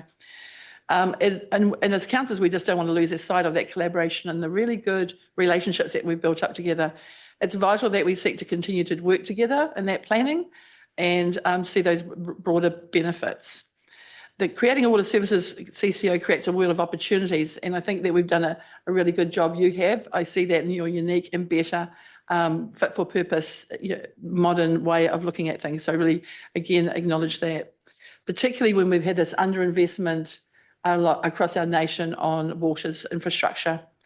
So the scale is important, but we humbly ask in this hearing process that you ensure that the capital project of the wastewater treatment plant in the southern one is considered and fully understood, and so that the directions from your CCO can be clear on that bigger picture and network. And so that long may we continue to work collaboratively and strategically together in that boundaryless approach. Thank you so much, Mayor Susan. Oh, thank you, Your Worships. That's really underpins, I guess, the good collaborative working relationships that we've been experiencing kind of encapsulated in one sort of 10-minute sort of blurb. So thank you for that. Can I open the floor for questions of your submission? Anybody has a question? Andrew? Hi, thanks for that. It'll be no surprise to you that we've had submission this morning from the from Mark Morgan and Catherine Drew of the airport on the wastewater treatment plant. So you know, that's obviously going to be a priority for our water CCO. We'll make sure that happens. I guess my question is, some of our submitters have said, why are you going with a bunch of smaller councils? Why aren't we talking to Hamilton and Waikato? And we know the reasons. It's you know, but I guess my preferred option, long term anyway, would be a CCO that handles the whole of the catchment of the Waikato and Waipa rivers and all their tributaries. Yeah, and I just want to have your feedback on that, please. Oh, look, we've agreed and we've said that all along. There's a matter of timing and some points of difference. Transition is hard as it is. It's been particularly hard even between the two councils to get the data together, to get the everything working the same across many more councils. That proved to be impossible at this point in time. And of course, your Waikato Water is still working through some of the details. Who's asset owning, who's not? When does that next asset owning one come in? What looks like a shared service? What looks like a shared stakeholding? You know, all of those issues would have had to be resolved. Couldn't have done that in the time given. But the economic benefit of what we have set up between us is strong. And of course, instigated a little bit by Watercare and their action as well. We were never going to leave Waikato District perched in any way. So it was crack on and do business. But what I have been saying to the other water entity, and it was a metaphor that came to mind at the beginning and kind of stuck, is if both entities consider the blocks that they're building out of to be made of Lego, so they're both the same, there is no reason as time goes on that there cannot be a unity between the CCOs in some shape and form. There's also in the shorter term the opportunity, like I say, through some shared financial modelling. We're talking with Tauranga, for example, because how many rating databases do you need to manage? How many, you know, what other aspects of administration or operational levels could be shared and things? So procurement, how could procurement be done at scale? And that's where I think the conversation sits in the short term until such time, you know, there's loose ends, isn't there? And I think it will be really interesting to hear, my personal view is it'll be interesting to hear from the Minister when all these rafts of water service plans arrive and with DIA in September. I think he will be pleased with both that we are collaborating, and I think from what conversations I've had in Wellington, and I think he will be pleased that we are both of scale and therefore making genuine attempts to move into a new way of managing water services. The focus, I believe, will go on to all those who are saying, that's all right, we'll do it in-house for a bit longer. And I think that will come under scrutiny from Commerce Commission and others. You know, and look, yeah, you know, we're lucky here, but we have got co-problems to deal with, and the public say, you know, why is this happening? Well, we did have a story the other day, didn't we, about drinking water in schools. So, you know, there are issues to sit for the new transition board to sit down and prioritise. Madam Chief Justice, I know you're on time, but can I add to the wonderful words of our Mayor Paula? Yeah, so those on-ramps, so that I think in the past we've learned in local government, I believe, from making the mistakes of the past, is where we want to make sure that there is a Lego with a Lego and that our systems and processes are working towards collaboration in the bigger picture. The strategic picture for, I believe, and this is me, not my council, but it's, you know, there's conversations that we've had around having those Lego pieces together, but also we all are in that growth area of the beating heart of the Golden Triangle, right? And to look not just in the Waikato, but across those borders into Tauranga, into Auckland, and even to the south, into the bays in Taranaki. And as if we don't start lifting our strategic governance planning, short, medium, and long term, and making sure that those other boundaryless opportunities are there as we hand on our planning and thinking to the next generation of elected members in the future. I don't think we've done ourselves, I think we've done a disservice to the people. So that's all the part of that big planning, because the waters are the 50, 100-year plan and that cross-boundaryless. And again, people move and industries move, and we need to make sure that's a collectives happening. So leaning into that, leaning into those collaborations across the bigger area, and even, Tamaki Makaurau into the north, we need to be making sure that we're in some ways connected and talking to them to where their thinking is longer term, because things will change and we want to have if there's going to be changes, we want to make those digital changes, particularly in systems, to be coming together, not separated. Thanks, ladies. Just And certainly the just, messaging. Just in terms of the conversation about the two working together in the Southern Wastewater Plant, I think that's an opportunity to demonstrate that even two entities can still pull in the same direction. Because at the moment, the elephant in the room is that there is some funding, significant funding required for phase 2, and it isn't provided for currently. So our messaging to those new entities to say this is a priority is pretty critical, because if we're loose on it, we don't know where their priorities will be driven. It is a council-controlled organisation, so it needs council voice. Yeah. Yeah, absolutely. And to Steph's earlier point, these organisations will be plan takers, not plan makers. So Dale Marie. Tēnā kōrua, ngā manukura kirikiri roa, Waikato Rohe. Tēnā koe.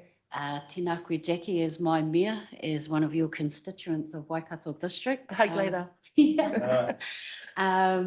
Just my question is, knowing how close you both are with Waikato Tainui, what was their whakaaro? What was their thoughts on how you guys came together? We've been, well, thank you for that question, and it's a good one, and we have involved them in every step of the journey. There are some boundaries that have been set by government in terms of governance, for example, and who can sit on the entities and co-govern and so on. You know, and I know that co-governance would have been the preferred model for Waikato Tainui, and it isn't the case. Having said that, in our transition, in every step of the journey, we've had representation equal to ourselves in the advisory groups from Tainui, and they have appointed, or were able to appoint through the panel, a representative for Waikato Tainui's aspirations, and that's Tim Manako. I think he'll do a very good job on behalf of Tainui, and to the side, Tainui continued to maintain their conversations with DIA and others about governance, but the legislation is pretty clear about how the constitution of the board will be.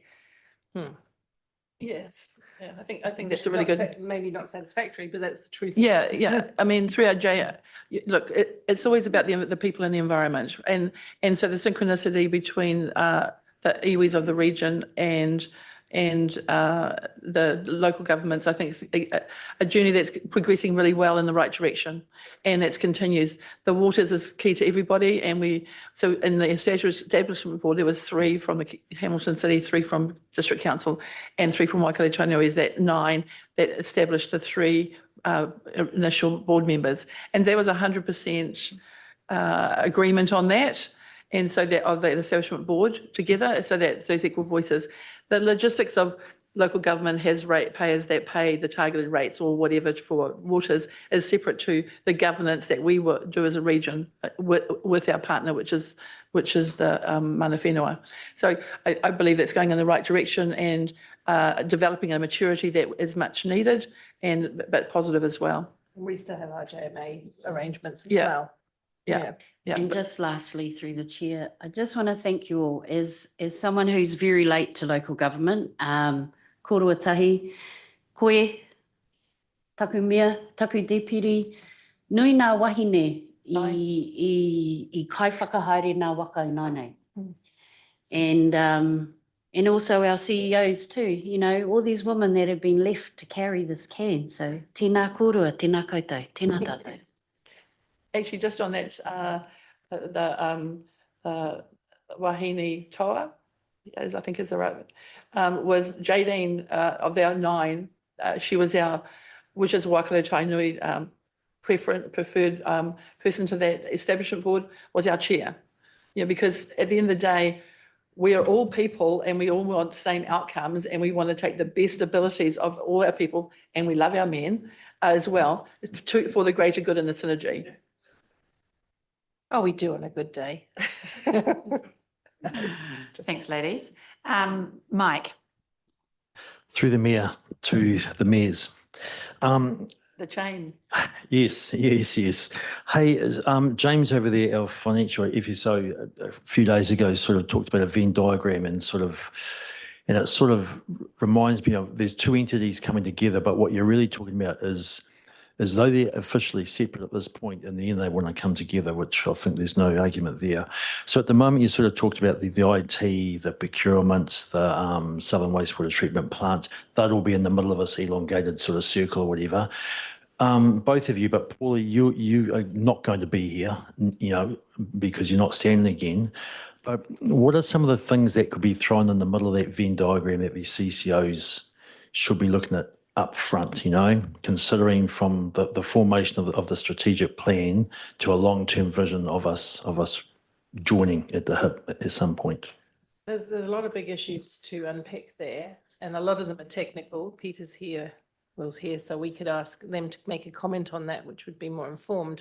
At this point in time, we're in that warts and all look at what the new entities will be. I'm not sure how much Waikato Water's done, but we know where we're at. We've established the 3-panel board. They're going to get in and be cooking with gas for a year, really hard, looking at they've got a plan. They know what is required to set up. Once that's done, and once the details of your CCOs is also known, then you can start to talk across some of the issues.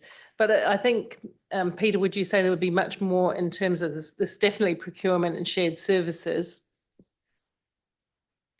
Let's talk to someone technical. for those who are not familiar, this is Peter Winder. Peter has been one of the critical voices in the Hamilton City advisory piece. Nice to be with you this morning. In answer to the question, in the joint meetings that we've had with Vaughan and the Waikato Water Done Well team, we've identified a number of areas for collaboration. The key. So I'm the program director for the Hamilton Waikato establishment process. The key areas of collaboration include where to from here with digital systems, and that is both the burning platform for both CCOs and the greatest opportunity for collaboration.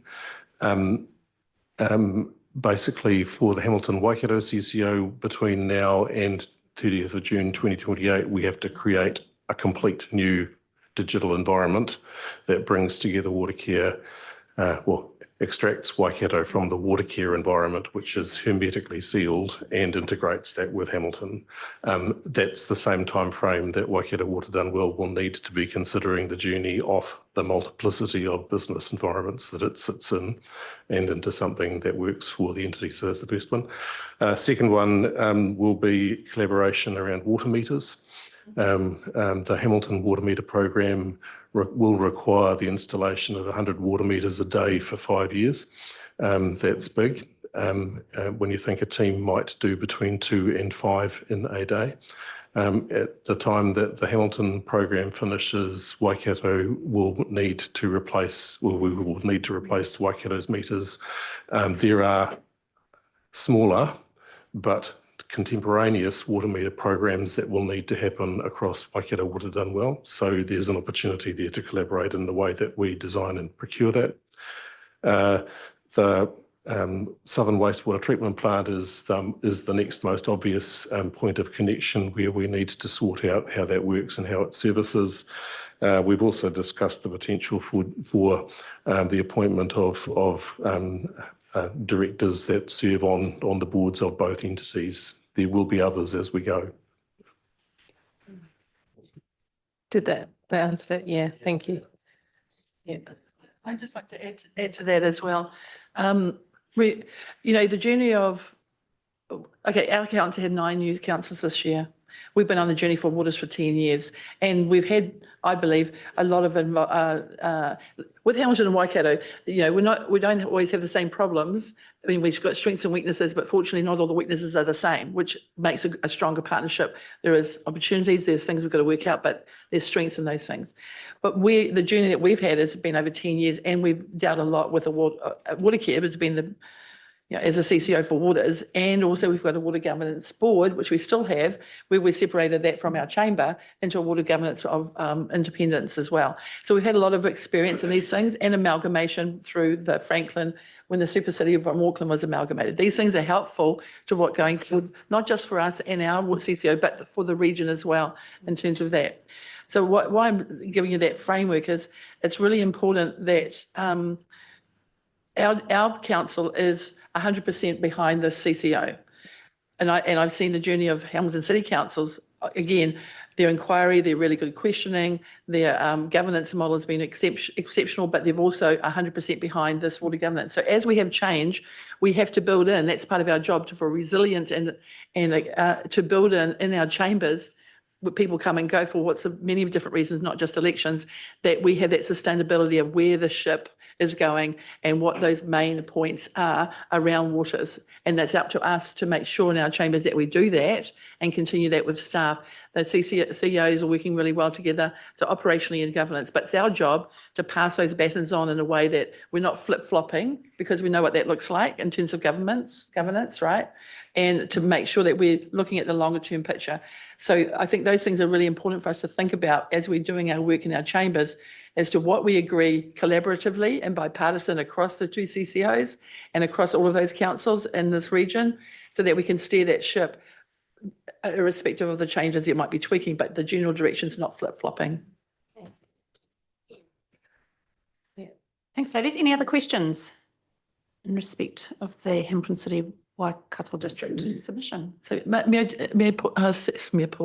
Susan, I guess that, there's so many questions, and just a thought just for the later for you to discuss or think about is bringing us all together, maybe at somewhere lovely like Karapiro or somewhere, that, as a councils, just that, because I think there's a lot of shared interest in, in the due time might be the new triennium or whatever. So I believe the more that people get to know each other, and it's always helpful. Yeah, it's interesting that you raise that. We did a similar one for the Waikato Water Done Well districts, sort of in an attempt to avoid there being sort of a married at first sight. We thought we would do a bit of a blind date or a dating kind of day where we did come together and had an opportunity to press the flesh with each other and introduce ourselves across the larger region, because as much as at sort of our kind of level, we know who the mayors are and CEs and things, there's definitely a need, given it's a business partnership, for our entire elected memberships to have confidence and trust in each other. So look, I think that's a great idea to expand that to that increased catchment between the two CCOs. To end on a very positive point, I think we're very well placed in the Waikato across to get this right. Mm. And especially, as Peter said, there can be directors who sit on both boards. The key is for councils to not see this as some kind of water competition race to the best CCO, but more of a shared, because we've got a lot of experience. We've got some really knowledgeable infrastructure staff, as Eva Lisa knows, and she is one of them, and you do. And so it's more of a sharing of the way forward, as opposed to being rigid that this is one entity and this is another entity, because there isn't enough resource in New Zealand to go around. And actually, how lucky are we to be out of the gate quite early, because some are still scrabbling up and down the country to try and get some decision before September. Yeah, that's July, isn't it? Well said. Yeah. But thank you very much for having us. And we just a positive, we do always enjoy a very positive working relationship for Waipa, have done for many, many years. And I appreciate you all and the way that you receive me when I come. Yes. Thank you. Oh, thank you. Thank you, Your Worships, and Peter and Will too, obviously, in the gallery there. So on the assumption there are no further questions, I shall call this meeting to a close. And you're obviously invited to join us for lunch next door. But Dale Marie, could I invite you to close us with a karakia? Sure. And I'll close well. I've got all these wonderful women around me and men too. Inuhia ki te uru tapunui, kia wātea, kia māma, te nākau, te tinana, te wairua, koiara, ka whakairia ki runga, kia tīna, haumie, huie, tae ki e, hoki pai atu kōrua. Kia ora.